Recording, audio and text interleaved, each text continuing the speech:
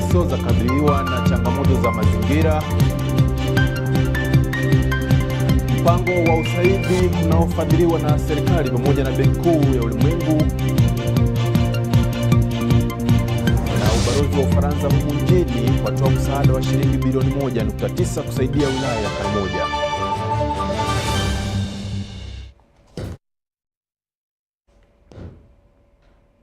Hujambo na karibu. Jina langu ni Edwin Nyachwara Mobegi. Tukianza na habari zetu za kwanza inayosema idadi kubwa ya shule za umma wilayani Teso zinakabiliwa na changamoto za mazingira baada ya paa za madarasa ya shule hizo kusombwa na dhoruba kubwa ya mvua tele iliyokidhi katika maeneo hayo. Haja hii imeletea baadhi ya watoto katika shule mbalimbali kusomea au kupata masomo yao chini ya miti, jambo ambalo linahatarisha maisha yao.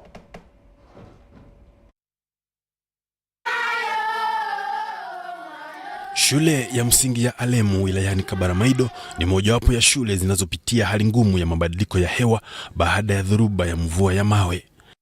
These schools need classrooms. Without classrooms, there is nothing we are doing for the children.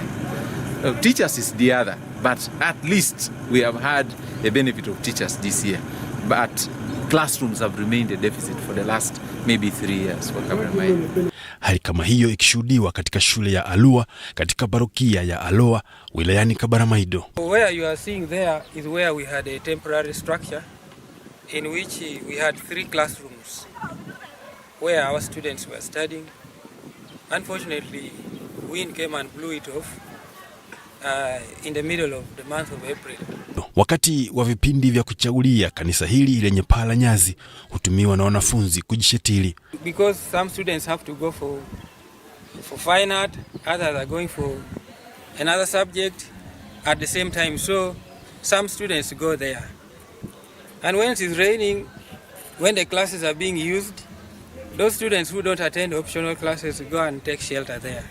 Mbali na hali hiyo, katika wilaya ya Kalaki, shule ya sekondari ya Kalaki inakabiliwa na ongezeko la idadi ya wanafunzi wanaojiandikisha kujiunga katika bweni, jambo ambalo ni gumu kwa sasa kutokana na ukosefu wa nafasi ya kutosha. The moment is a boasting of having 2 blocks for hostels, one for girls and the other for boys. However, they are inadequate, more so with the so much rush by many parents wanting their children to stay in school. Mseto huu wa matukio ukivutia wizara ya masuala ya Teso kupitia kwa ofisi ya waziri mkuu kuingilia kati na kutafuta suluhu la kudumu. Hatua hiyo ya wizara imesaidia baadhi ya shule wilayani humo kupata bidhaa za kutumia kama vile mabati 200. We partner with those schools. They do what they can, especially constructing the walls. Then we help them with iron sheets. We've done this in Kapelebyung. Today we are doing it here. Tomorrow we will be doing it in Kalaki. We've also helped, partnered with churches and helped them with iron sheets, like we are doing with the mission, the new mission of Katine. We are doing that. So this is support from OPM. Viongozi mbalimbali wakiwemo viongozi wa kisiasa kutoka eneo hilo wamepongeza serikali kupitia kwa wizara ya masuala ya Teso kwa msaada wao. UBC Habari.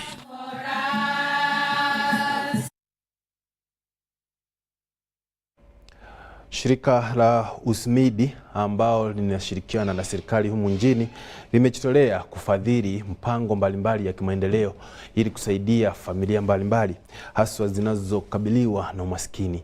Mpango huu unapewa msaada mwingine kutoka Benki Kuu ya Ulimwengu kwa ushirikiano na serikali ya humu nchini. You find the relationship is very turbulent. What do you do? You separate, not so.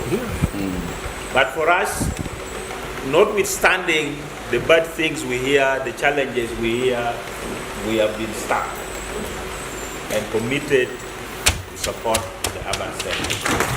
Mpango wa USMIDI unafadhiliwa na serikali ya humu nchini pamoja na Benki Kuu ya Ulimwengu. Unalenga kuendeleza maendeleo ya miji mkuu pamoja na manispaa mbalimbali. The future of Uganda lies in the urban center. Uganda has a finite land area. It is not going to increase. but the population of Uganda is going to increase. So it will be very important as to how our urban centers are planned and managed to provide the necessary density to accommodate the increasing population. Kutokana na ukaguzi wa miradi mbalimbali nchini ya mpango huu katika mashariki mwa Uganda, mratibu wa kitaifa Isaac Matenyo anaelezea baadhi ya mambo muhimu yaliyogunduliwa. I think overall their findings are that although there were some delays on account of the COVID lockdown, that work is moving on very well, and they are hopeful that we should be able to complete most of the projects which we've started by the end of 2023. And they have preliminarily told us as government we should be in position now to look for how we can sustain the things that we have done in this project after this project comes to a close. And that involves, for instance, making another request or a proposal on how the benefits that have accrued in these cities. But since the coming in of the USMID, the additional funding, surely like the project its background is to uplift urban areas, to uplift towns, to make towns of more value. Lugazi, from the time it was then to date, when you move around, the face of Lugazi has changed completely. Baadhi ya changamoto zinazokabili miji pamoja na manispaa ni ukosefu wa ufadhili wa kutosha, jambo ambalo linakwamisha maendeleo ya mji. Most roads have islands. If you look at Main Street, this is the type of roads that we have to do in Jinja. And now the area of coverage has increased. It is now bigger. It is much bigger than the old municipality. In fact, it is now 4 times than the old municipality. So the challenge is so big. Accident zituitiride ko wanyo ku round about wano. Bulunaka accident zibeerawo. Era we bate batuterede round about. Tetugenda kuwulira bulungi. Kubona agenda eno alowooza y'omutuufu. Adda eno alowooza y'omutuufu. Kubaka itebansawo kibande kiraga nti ono adde eno nadde eno. Rosemary Kirenga, UBC Habari. Asante Rosemary kwa taarifa hiyo. Maafisa kutoka shirika la ATMIS wametembelea maafisa wa kijeshi waliojeruhiwa katika shambulizi la Somali lililotokea hivi majuzi. Maafisa hao wametembelea majeruhi hao ili kuwatia moyo na kuwapa msaada mbalimbali kuwasaidia wakati huu wanapopata matibabu katika hospitali mbalimbali walipokuwa wamelazwa.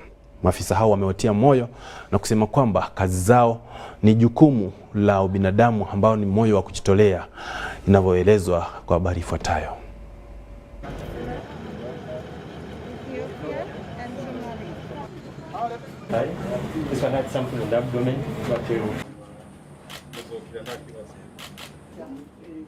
It's our responsibility and our duty and our obligation to visit all the troops in the hospital, to wish them well, to express our thanks and appreciation to the sacrifice that they have made, and to bring them very small tokens of appreciation, not much, but it's the best we can do.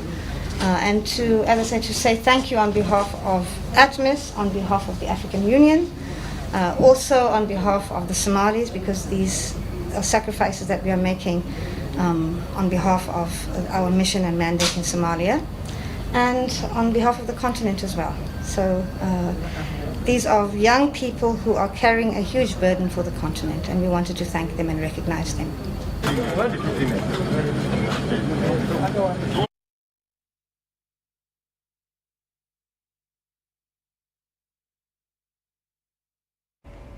Tunawatakia mema na wapone au wapate afueni ya mapema.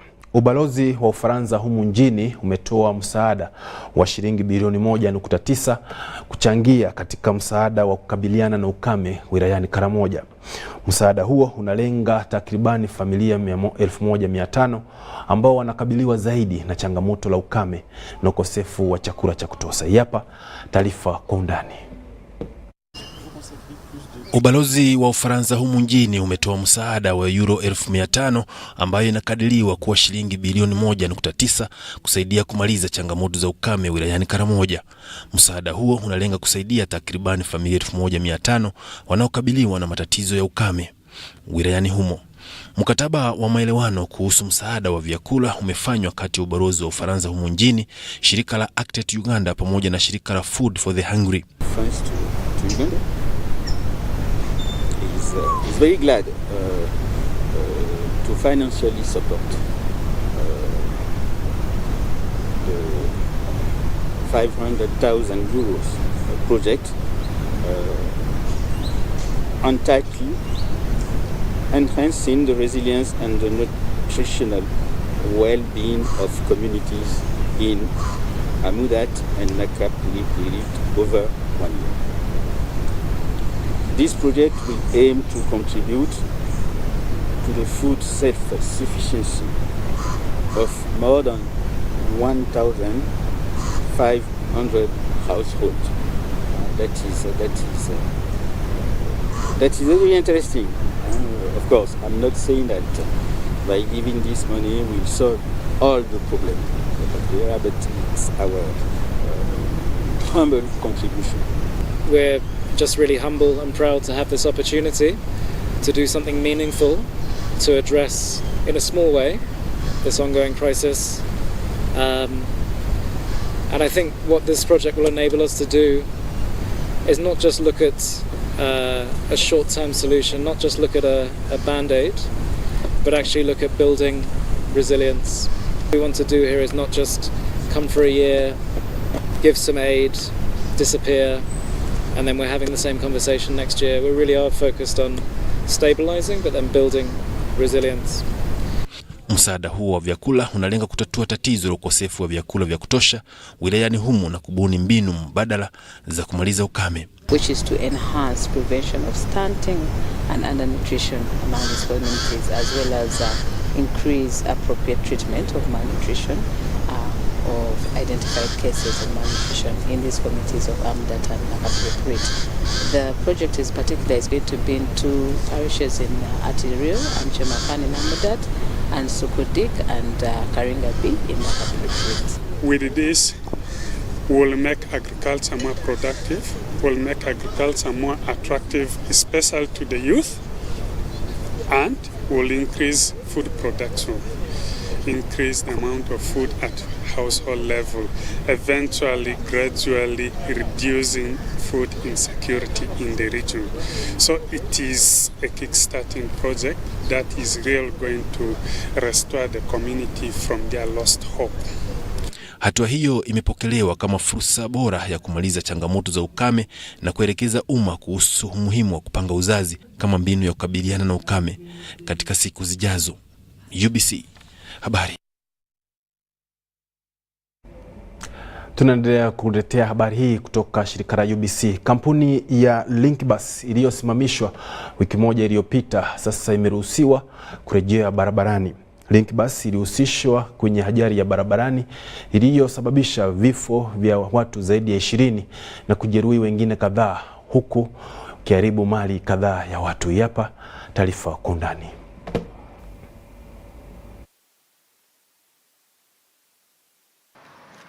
There was no evidence of any of the major parts of the vehicle breaking down or having broken off off the bus before the accident happened, because the bus was intact. The bus chassis and the body, other than what had been caused by the crash, was intact.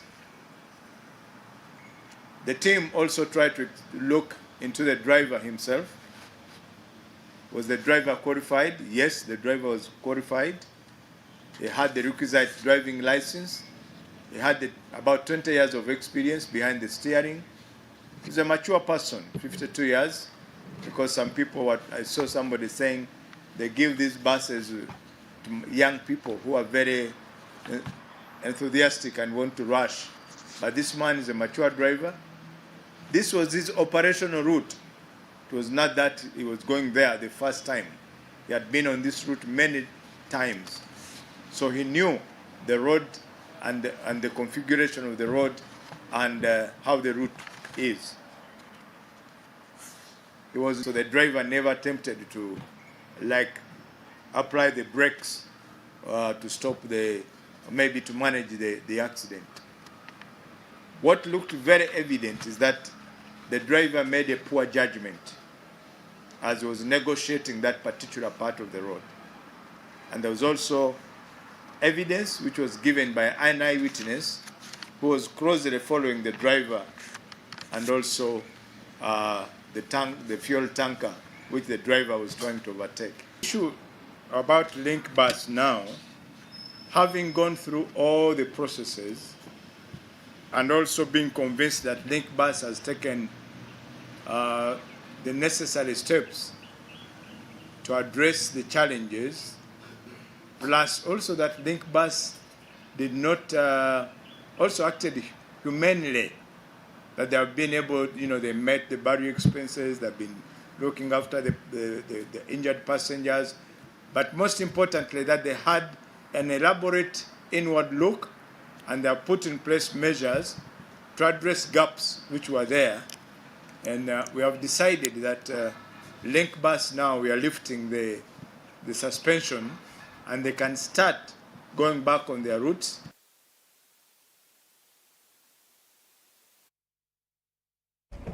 Ni habari zinazokujia kutoka shirika la UBC, kituo nambari 1 kinachokupa habari katika lugha ya Kiswahili. Sasa tunapata matangazo, halafu turudi na habari zingine.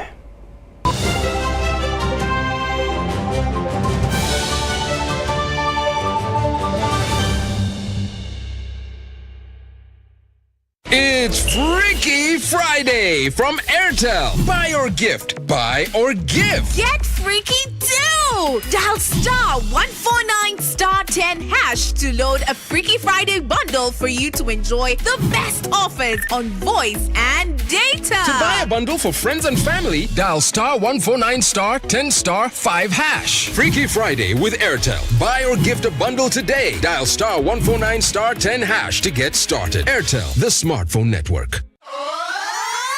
Mirinda.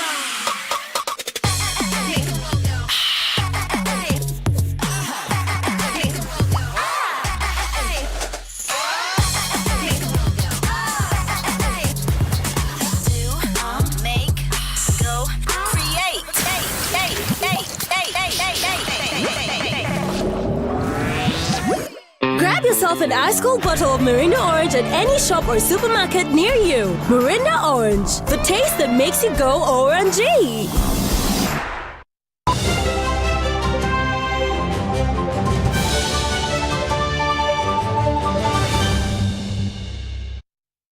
Karibu tuendelee kufahamisha. Kwenye habari zingine tunaarifiwa kwamba Malkia wa ufalme wa Buganda ametoa wito kwa serikali kuu kutafuta mbinu ya kuhusisha kina mama katika miradi mbalimbali ya serikali ili kuendeleza taifa hili. Malkia ameyasema haya leo katika ofisi ya ufalme wa Buganda Mengo hapa mjini Kampala. Usemi huo ulipigiwa upatu mkubwa na Waziri Mkuu Robin Nabanja, ambaye pia aliongeza kwamba tayari serikali imepanga jinsi ya kunufaisha wanawake kwenye pesa za miradi ya parokia.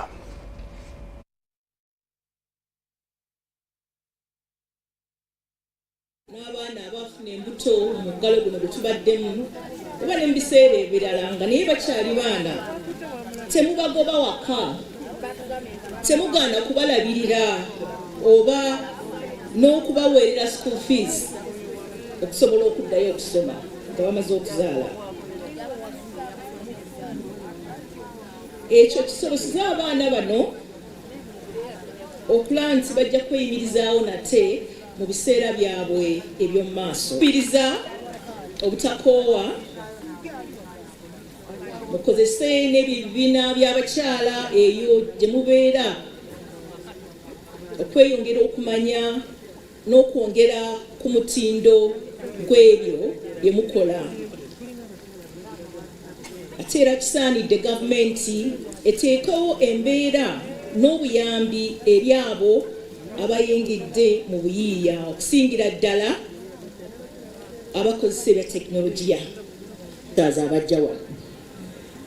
Kampuni zonna ezigula emmwanyi mu Uganda si zaakuno ezisinga, za bweru. Ne tubeera nga twegayirira kampuni zino okuteekako omutindo, to add value to our coffee. Naffe tusobole okufuna nga Uganda esente ezegasa. Muna Uganda abenga asobola waakiri okufuna $6 mu kiro y'emmwanyi. Kampuni zonna muzimanyi Yugakof, Kyagalanyi, zonna za bazungu. $14 zezigula kilo y'emmwanyi eyakase. $14. Fe wano ne dola emu tetukola ki? Tetugifuna. Kwe kulaba nga gavumenti yaffe eyiiya wano na wali tusobola okugattako omutindo wakiri tukole kaawa tutwalenga tugaseeko omutindo kirete ssente nnyingi naffe tutunde $14 zijje mu ggwanga kyekigendererwa abalungi 17 ez'omulundi guno abakyala balinako ebitundu 30 ate mu mwaka ogujja kutandika mu mwezi gw'omusanvu tugenda kuteeka miliyoni 10 buli muluka abakyala mulinako ebitundu 30 abavubuka balinako ebitundu 30 naye mukimanyi nti mu bavubuka abakyala abavubuka tubalina sikyo so bwe twetegeka bulungi nga bwe muzze kati abaana abavubuka abakyala abato abavubuka the youth the female youth can benefit.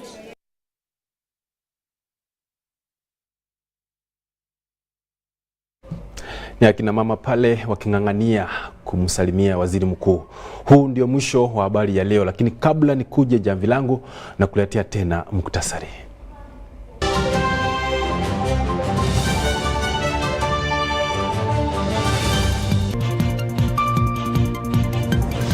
Idadi kubwa ya shule za umma wilayani Teso zakaribiwa na changamoto za kimazingira. Mpango wa USMID unaofadhiliwa na serikali pamoja na Benki Kuu ya Ulimwengu kufaidiwa na Uganda. Na ubalozi wa Ufaransa humu nchini watoa msaada wa shilingi bilioni 1.9 kusaidia wilaya ya Karamoja. Akunyimaye tonge hakunyimi neno. Basi nimekupa neno. Endelea kutegea shirika la UBC kitu nambari 1 kinachokupa habari katika lugha ya Kiswahili. Hadi hapo kesho, mimi ni Edwin Nyachwara Mobegi.